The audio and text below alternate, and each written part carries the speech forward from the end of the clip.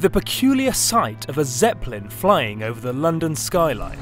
This airship is the fourth in the modern series and toured Europe before settling in California. The primary use is of course tourism and sightseeing, the slow speeds and unique characteristics proving very appealing to customers, even when they're asked to pay upwards of $650 an hour per head.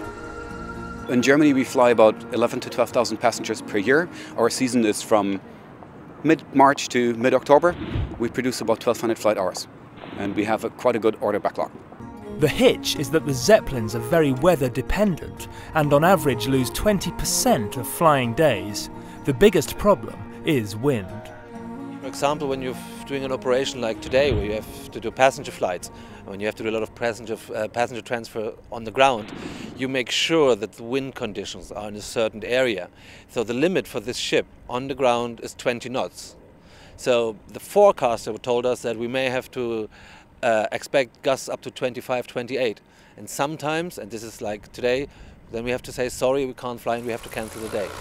This of course does pose a serious business question.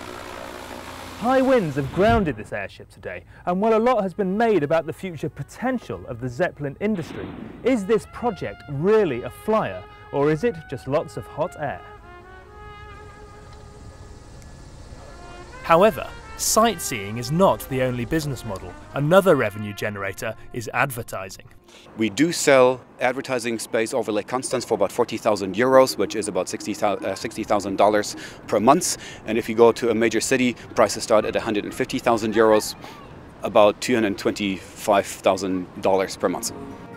Despite conceding they will never be a commercially viable form of point-to-point transport, there are several other market opportunities that Zeppelin can float into, principally in remote areas where road access is difficult. Our airship has very special characteristics in flight. It's able to fly very slow with very little vibration and noise in the cabin, so it's an excellent platform for science applications and industrial sensoring.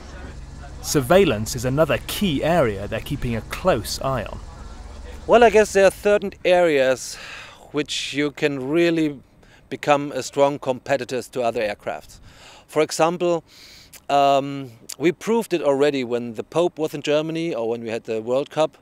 We are able to do surveillance work.